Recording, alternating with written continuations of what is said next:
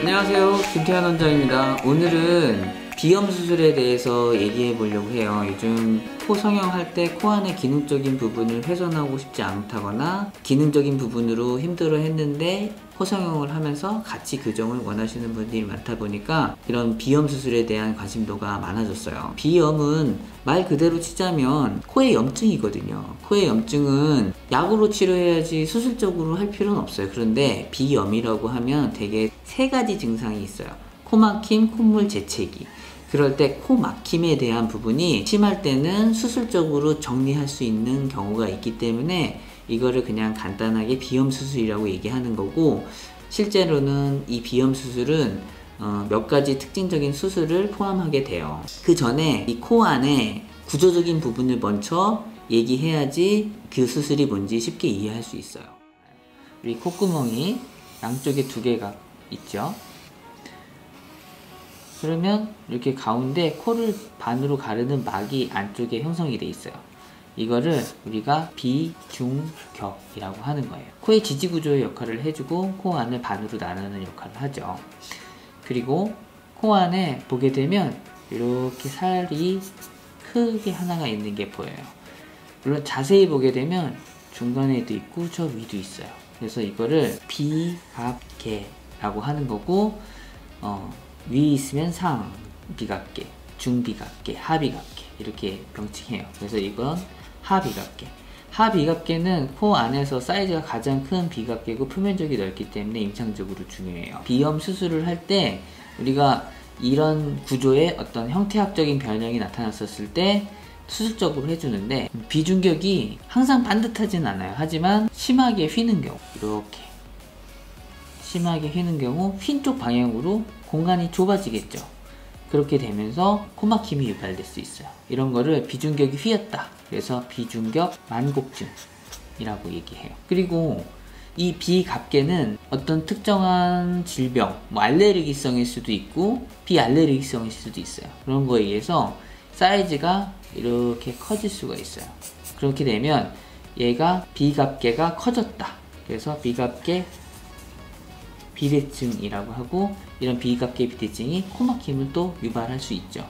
그래서 이런 경우 우리가 비중격을 반듯하게 바로 잡아주는 수술을 할 수가 있는데, 이거를 비중격 교정술이라고 해요.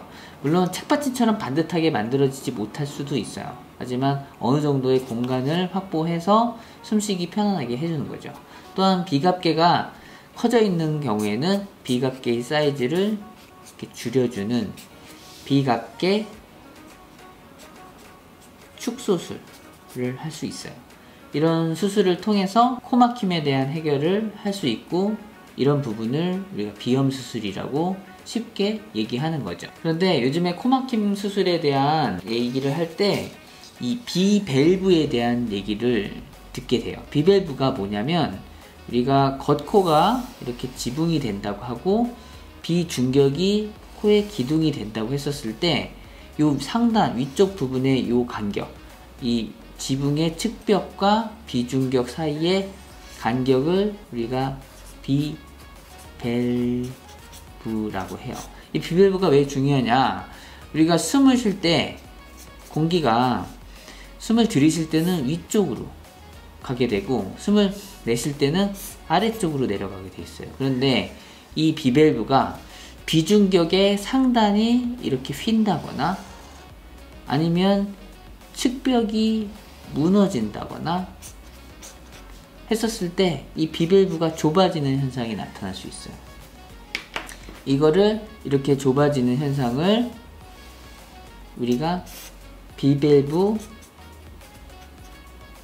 협착이라고 해요. 그래서 이 비밸브에 대한 협착이 일어나게 되면 숨을 들이쉴 때 숨쉬기가 불편하고, 그로 인해서 코막힘이 더 심하게 나타날 수 있는 거죠. 그래서 비밸브를 우리가 넓혀주는 수술을 할 수 있어요.